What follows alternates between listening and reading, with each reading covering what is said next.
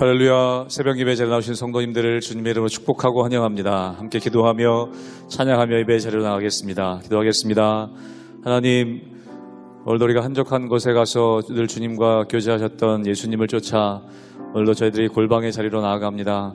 저희들 기도할 때 은밀히 보시는 하나님의 은혜를 우리가 기억하며 경험할 수 있도록 도와주시고, 우리와 함께 하시는 그 하나님의 은혜, 우리를 위로하시며 치유하신 하나님의 은혜 경험하는 이 예배 자리가 될 수 있도록 은혜 허락하여 주시옵소서. 감사하며 예수님의 이름으로 기도하옵나이다. 아멘.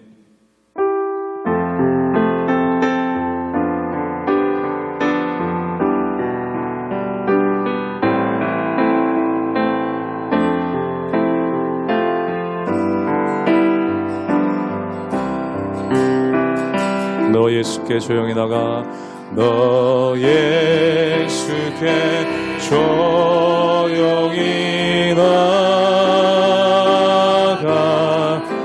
내 모든 짐 내려놓고,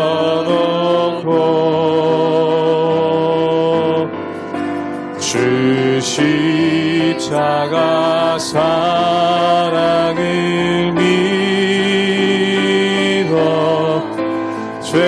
죄사함을 너 받으라.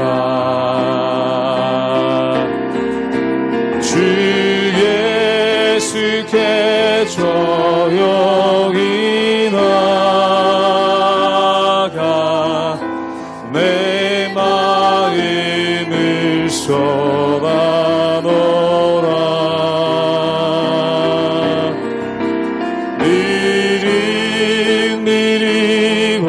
오시는 주님, 그 은혜를 베푸시리. 주 예수의 은혜를 입어, 주 예수의 은혜를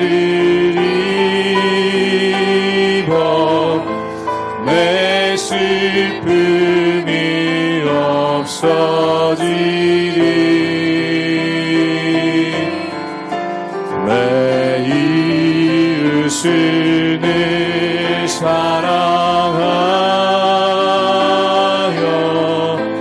너 받은 것 거저주. 3절로 고백합니다. 주 예수를 친구로 삼아, 주 예수를 친구로 삼아, 늘 내 옆에 모시어라. 그 영원한 생명 샘물에 내 마른 목 죽이어라. 주 예수께 조용히 나가, 주 예수께 조용히 나가, 내 마음을 쏟아놓으라.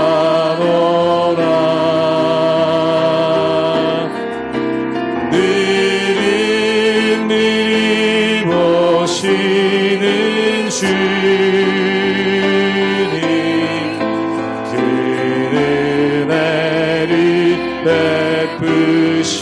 너 주님과 사귀어 살면, 너 주님과 사귀어 살면 새 생명이 넘치리라. 주 예수를 찾는 이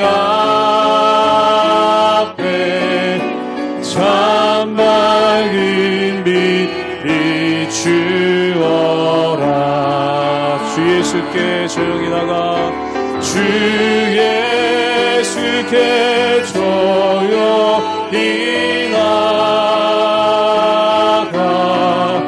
내 마음을 쏟아놓으라.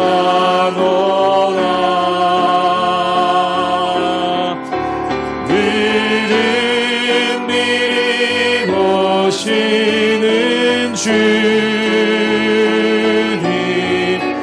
그는 은혜를 베푸시 주 예수께 조용히 나가 주 예수께 조용히 나가 내 마음을 쏟아놓아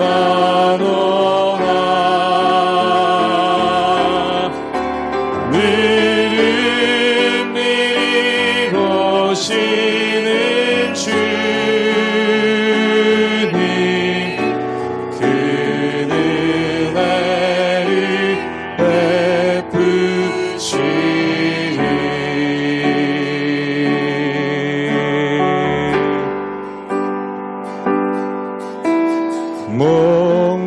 목마른 사슴 시내 물을 찾아 헤매이듯이 내 영혼 주를 찾기에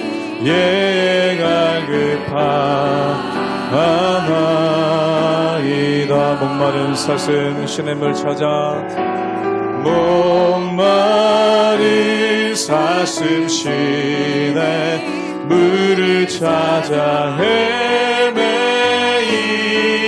헤매이듯이 내 영혼 주를 찾기에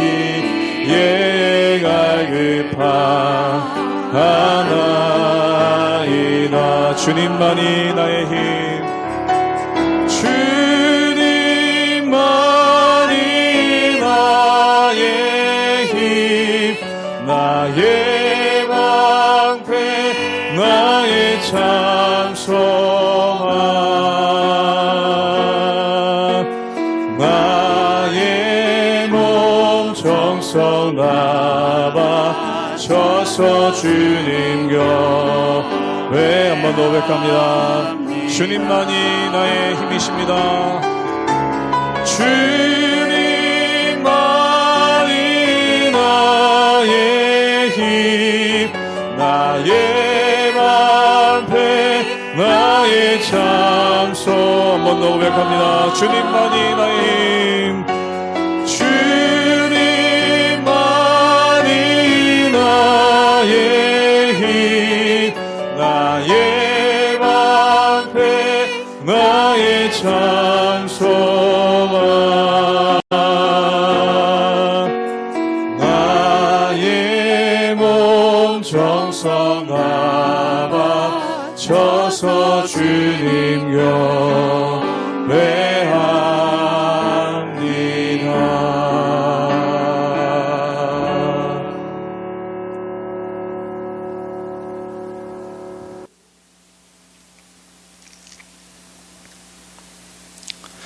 할렐루야. 우리 하나님의 은혜와 평강이 우리 성도님들 삶 가운데 날마다 가득하시기를 주님의 이름으로 축원합니다. 오늘 말씀 가운데 보면은 이 엘리후라는 사람의 말이 계속해서 이어지고 있는 것을 보게 됩니다. 그리고 이 사람이 하나님의 뜻에 대해서 또한 하나님의 속성에 대해서 계속 설명하면서 이 욥의 잘못에 대해서 지적하고 있는 그러한 부분들이 계속해서 나오게 되는 것을 보게 됩니다. 그런데 우리가 여기서 한 가지 주목해야 될 것이 있습니다. 그것이 뭐냐면 이 엘리후라는 사람이 하나님에 대해서 제대로 모른다는 겁니다. 하나님에 대해서 제대로 모르면서 하나님의 뜻에 대해서 얘기하니까 어떻게 될까요? 그 안에 자기의 의견이 들어가 있고 또한 자기의 뜻을 마치 하나님의 뜻인 것처럼 포장해서 말하게 되는 그러한 오류에 빠질 때가 참 많다는 것입니다. 사랑하는 여러분, 우리가 하나님의 뜻을 알기 위해 먼저 필요한 것이 무엇입니까? 겸손함으로 하나님께 구하고 또한 하나님의 말씀을 청종하는 것이 굉장히 중요하다는 것이죠. 그런데 그것이 없이 이야기를 하다 보니까 하나님의 뜻이라고 얘기하면서 오히려 자기의 뜻 또한 자기의 고집을 관철시키려고 하는 그러한 모습이 그 가운데 있더라는 것입니다. 사랑하는 여러분, 우리가 하나님의 뜻을 잘 알기 위해 필요한 것이 무엇입니까? 날마다 기도로 엎드리며 또한 하나님의 말씀을 묵상하고 하나님의 진정한 뜻이 무엇인지 우리 마음 가운데 하나님을 알려고 애쓰는 것이 필요하다는 것이죠. 그러므로 우리의 삶 가운데 호세아 선지자의 말처럼 여호와를 힘써 알기 위해 날마다 최선을 다하며 하나님의 은혜 가운데 나가시는 우리 모든 성도님들 되시기를 주님의 이름으로 축원합니다. 욥기 35장 1절에서 16절까지의 말씀입니다. 엘리후가 말을 이어 이르되 그대는 이것을 합당하게 여기느냐? 그대는 그대의 의가 하나님께로부터 왔다는 말이냐?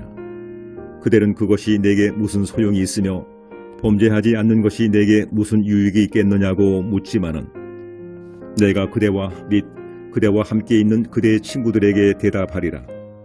그대는 하늘을 우러러보라. 그대보다 높이 뜬 구름을 바라보라. 그대가 범죄한들 하나님께 무슨 영향이 있겠으며 그대의 악행이 가득한들 하나님께 무슨 상관이 있겠으며 그대가 의로운들 하나님께 무엇을 드리겠으며 그가 그대의 손에서 무엇을 받으시겠느냐?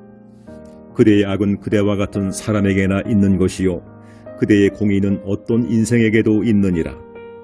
사람은 학대가 많음으로 부르짖으며 군주들의 힘에 눌려 소리치나 나를 지으신 하나님은 어디 계시냐고 하며 밤에 노래를 주시는 자가 어디 계시냐고 말하는 자가 없구나. 땅의 짐승들보다도 우리를 더욱 가르치시고 하늘의 새들보다도 우리를 더욱 지혜롭게 하시는 이가 어디 계시냐고 말하는 이도 없구나. 그들이 악인의 교만으로 말미암아 거기에서 부르짖으나 대답하는 자가 없음은 헛된 것은 하나님이 결코 듣지 아니하시며 전능자가 돌아보지 아니하심이라. 하물며 말하기를 하나님은 배울 수 없고 일에 판단하심은 그 앞에 있으니 나는 그를 기다릴 뿐이라 말하는 그대일까 보냐. 그러나 지금은 그가 진노하심으로 벌을 주지 아니하셨고 악행을 끝까지 살피지 아니하셨으므로 욥이 헛되이 입을 열어 지식 없는 말을 많이 하는구나. 오늘 말씀 가운데 보면은 이 엘리후라는 사람이 계속해서 하나님의 뜻에 대해서 말을 하고 있습니다. 그리고 이 사람이 욥에 대해서 정죄를 하는데 그가 하나님의 속성을 거론하면서 이 욥을 정죄하게 되는 것을 보게 되죠. 그는 하나님의 속성에 대해서 이렇게 이야기를 합니다. 우리 함께 욥기 35장 6절의 말씀을 읽도록 하겠습니다. 제가 읽겠습니다. 그대가 범죄한들 하나님께 무슨 영향이 있겠으며 그대의 악행이 가득한들 하나님께 무슨 상관이 있겠으며 라고 얘기를 합니다. 오늘 말씀 가운데 보면은 욥이 범죄하는 것 그리고 하나님께서 이 욥의 범죄를 심판하시는 것 이것에 대해서 하나님은 아무 갈등이 없으시다는 겁니다. 왜냐하면 하나님은 공의로우신 하나님이기 때문에 그렇다는 것이죠. 사랑하는 여러분, 그런데 여기 이 엘리후라는 사람의 오류가 있습니다. 그 오류가 무엇이겠습니까? 우리가 예를 들자면 이런 것입니다. 어떤 재판관이 죄인을 판결을 내립니다. 이 죄인을 판결을 내릴 때 이 재판관이 이 죄인에 대해서 잘 알지 못한다면 그가 죄를 지었으면 유죄, 죄가 없으면 무죄 이것을 내리는 데만 골몰할 것입니다. 또한 법률에 근거해서 이가 죄를 지었다면 유죄 그리고 그것에 대해서 아무 갈등이 없겠죠. 그런데 만약에 이 재판관이 사랑하는 사람이 죄인으로서 왔다라고 생각해 보십시오. 그럼 이 재판관이 살펴봤었을 때 분명히 이 사람이 죄인입니다. 그리고 이 사람에게 유죄를 내려야 되는데 사랑하는 마음이 있으니까 이 두 가지가 부딪힐 수밖에 없다는 것이죠. 즉 공의와 사랑이 갈등하는 지점이 생긴다는 것입니다. 만약에 이 재판관에게 사랑이 없다. 그리고 이 재판관이 그 죄인에 대해서 사랑하는 마음이 눈꼽만치도 없고 전혀 알지 못하는 사람이다. 그럼 이 사람에 대해서 유죄를 내리는 것에 아무 꺼리낌이 없고 또한 아무런 갈등도 없을 것입니다. 그런데 만약에 이 사람이 죄인이 이 판사가 이 재판관이 사랑하는 사람이다. 그렇다면 이것에 대해서 유죄 판결을 내릴 때 갈등이 생기겠죠. 그럼 사랑한다고 해서 유죄 판결을 안 내릴 수 있겠습니까? 그러면 공의가 깨지는 건 아닙니까? 그럼 이 공의와 사랑이 결국 갈등을 일으킬 수밖에 없는 지점이 생긴다는 것입니다. 그럼 이것을 해결하려면 어떻게 해야 될까요? 바로 대속이라는 것입니다. 대신 죄를 속하는 것, 즉 대신 죄를 갚는 것이 필요하다는 것이죠. 그래서 그 죄를 대신 갚기 위해서 어떤 일을 합니까? 바로 예수님께서 이 땅 가운데 오셔서 십자가의 유월절 어린 양으로서 우리의 죄를 대속해서 죽으신 그 대속의 사건이 나온다는 것이죠. 바로 공의와 사랑이 갈등하는 그 지점에 그 두 가지를 동시에 충족시키는 것이 바로 대속, 예수 그리스도의 십자가의 희생이라는 것입니다. 오늘 말씀 가운데 보면은 이 엘리후라는 사람이 하나님의 공의에 대해서 강조합니다. 그리고 욥이 죄를 짓고 욥이 심판받는 것에 대해서 하나님이 눈 하나 까딱하시겠는가? 그런데 그가 간과하는 것이 있습니다. 바로 욥을 향한 하나님의 사랑이라는 것이죠. 그 사랑이 있기 때문에 대속이라는 지점이 생긴다는 겁니다. 그런데 이 엘리후라는 사람은 하나님의 사랑에 대해서 알지 못하기 때문에 이 사람이 함부로 말하는 그러한 모습이 그 가운데 생긴다는 것입니다. 우리 함께 욥기 35장 13절의 말씀을 읽도록 하겠습니다. 제가 읽겠습니다. 헛된 것은 하나님이 결코 듣지 아니하시며 전능자가 돌아보지 아니하심이라. 오늘 말씀 가운데 보면은 죄인의 탄원을 하나님께서 결코 듣지 아니하시고 전능자가 돌아보지도 않는다라고 이 사람은 단언을 합니다. 그런데 그렇지 않습니다. 하나님께서는 죄인의 탄식에 또한 죄인의 간구에 그 귀를 기울이시고 이 죄인을 구원할 수 있는 방법, 어떻게 하면은 이 공의를 이루고 사랑을 이룰 수 있을 것인가, 또한 공의에 따라서 법으로 심판하고 어떻게 사랑으로서 그를 구할 수 있을 것인가, 이것을 모두가 충족시키는 지점이 바로 하나님의 본체이신 예수께서 이 땅 가운데 오셔서 십자가의 고난을 당하시고 우리를 위해 대속의 피를 흘려주신 그 사건이라는 것입니다. 사랑하는 여러분, 우리가 하나님을 알면 알수록 한 가지 놀라운 것이 있습니다. 그것이 뭐냐면 하나님은 우리를 너무나 사랑하신다는 겁니다. 그런데 이 사랑하기 때문에 공의를 잃어버리시는 분이 아니라는 겁니다. 그리고 이 공의와 사랑을 충족하시기 위해서 스스로 희생하신 하나님의 아들 예수 그리스도를 이 땅 가운데 보내주신 그 희생의 피를 흘리셨다는 것이죠. 그렇기 때문에 우리는 하나님께 감사할 수밖에 없고 그 은혜를 기억할 수밖에 없는 그러한 모습이 그 가운데 있더라는 것입니다. 사랑하는 여러분, 이 성경을 죄인의 눈으로 보면은 하나도 이해가 안 됩니다. 또한 죄인의 눈으로 보면은 뭐 이런 게 다 있나라는 생각이 듭니다. 그런데 하나님의 사랑을 깨달은 사람이 이 성경을 읽다 보면은 정말 구구절절 우리가 얼마나 죄가 많은지, 그리고 이 죄 많은 우리를 구원하시기 위해 하나님께서 어떤 대가, 어떤 희생을 치르셨는지를 우리가 너무나 잘 알 수 있다는 것이죠. 그러므로 이 하나님을 바라보며 하나님의 은혜 가운데 그 인도하신 가운데 날마다 승리하며 나가시는 우리 모든 성도님들 되시기를 주님의 이름으로 축원합니다. 함께 기도하시겠습니다. 사랑이 많으신 주님, 우리가 날마다 주님께로 나아갑니다. 우리가 날마다 주님께 가까이 갑니다. 우리를 붙잡아 주시고 우리 가운데 역사하여 주시며 하나님의 대속의 은혜로 말미암아 우리가 늘 감사하며 하나님을 경배하며 하나님의 은혜 가운데 서나갈 수 있도록 주여 도와주시고 주님 역사하여 주시옵소서. 예수님의 이름으로 감사하며 기도드리옵나이다. 아멘.